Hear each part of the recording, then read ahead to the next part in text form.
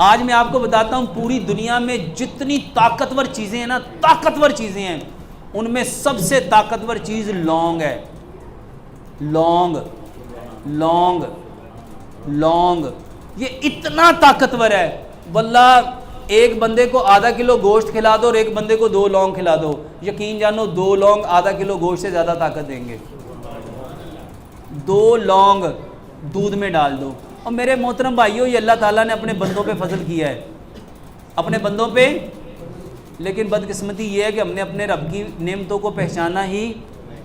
1 glass دودھ لو، آدھی چائے کی چمچ ہلدی ڈالو، آدھی چائے کی چمچ دار چینی ڈالو، آدھی چائے کی چمچ سونف ڈالو، 2 سبز الائچیاں ڈالو اور 2، اس کو اتنا پکاؤ اتنا پکاؤ اتنا پکاؤ کہ 1 گلاس پونا رہ جائے۔ میرے محترم بھائیوں، جتنے نشہ کرنے والے لوگ نشہ چھوڑنا چاہتے ہیں، یقین جانو یہ دوائی نہیں ہے، یہ اللہ کی طرف سے انعام ہے، یہ اللہ کی طرف سے انعام ہے۔ اس دودھ کو آپ ایک ٹائم سوتے وقت تو لازمی پئیں گے، اور اگر جسم میں درد صبح کو تو صبح کے وقت بھی پیو، دوپہر کو تو دوپہر کے وقت بھی پیو۔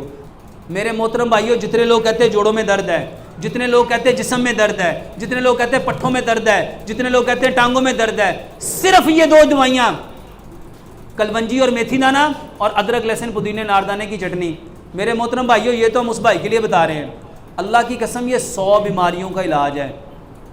اور تیسری اور آخری بات، آپ کے پٹھوں کو طاقت چاہیے، جو نشہ کرتا ہے نا اس کے پٹھے کمزور ہو جاتے ہیں، پٹھے اور پٹھوں کی کمزوری کی بہترین دوائی دودھ ہے، دودھ ہے۔ اچھا دودھ کہاں سے آیا ہے؟ جنت میں دودھ کی، اچھا جس کو اللہ تعالیٰ دنیا میں پلائے۔ میرے محترم بھائیو، دودھ میں نا 4 بلکہ 5 چیزیں ملاؤ۔ دودھ میں ہلدی ملاؤ، آدھی چائے کی چمچ ہلدی ملاؤ۔